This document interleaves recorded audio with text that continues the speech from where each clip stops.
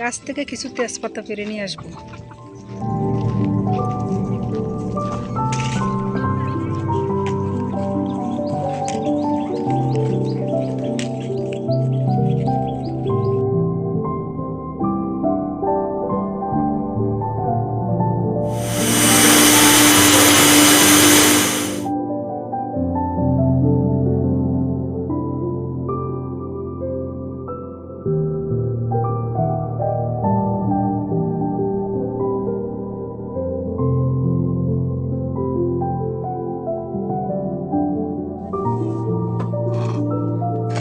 রান্না করব সাতকরা দিয়ে, দেশি সাতকরা, এগুলি ডিপে ছিল। উপর অংশটুকু অনেকটা কেটে ফেলছি কারণ অনেক টক লাগে এই জন্য। আর দেশি মুরগ, তেজপাতা, লবঙ্গ, এলাচ। এখানে আছে বাটা মশলা। এখানে হচ্ছে গিয়ে পেঁয়াজ, রসুন, আদা, টমেটো, জিরা একসঙ্গে ব্লেন্ডার করা, শুকনা মরিচ।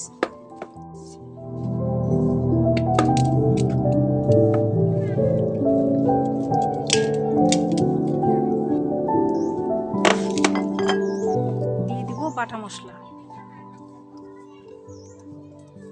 সাতকরা এখন দিব না, আরো পরে দিব, যখন মাংসটা হচ্ছে কষানো হয়ে যাবে, কষানোর পরে দিব।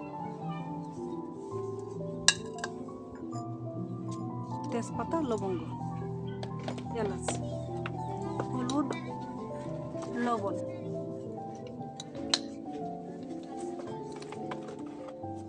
সয়াবিন তেল ভালো করে মেখে নেব।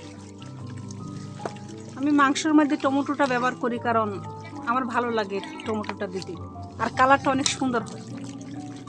মাখানো শেষ, এখন চুলায় বসিয়ে দিলাম।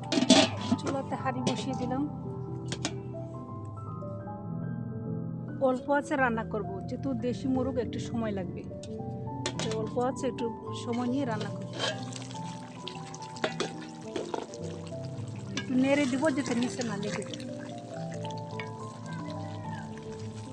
মাংস থেকে অনেক পানি বেরিয়েছে, খুবই সুন্দর একটা কালার আসছে। ঢেকে দিয়ে অল্প আছে রান্না করব। এখন দিয়ে দিব সাতকরা।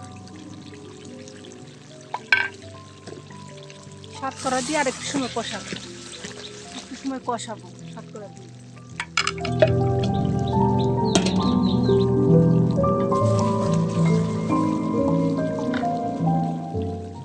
এখন দিয়ে দিব গরম পানি।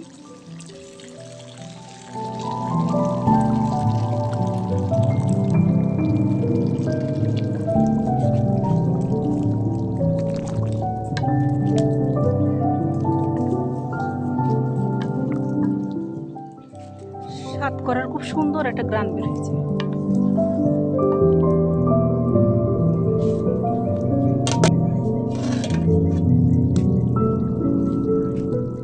আমার রান্না হয়ে গেছে, নামিয়ে ফেলবো কারণ অল্প ঝোল রাখবো আমি, বেশি একটা না। রেডি হয়ে গেল সাতকরা দিয়ে দেশি মুরগির কারি।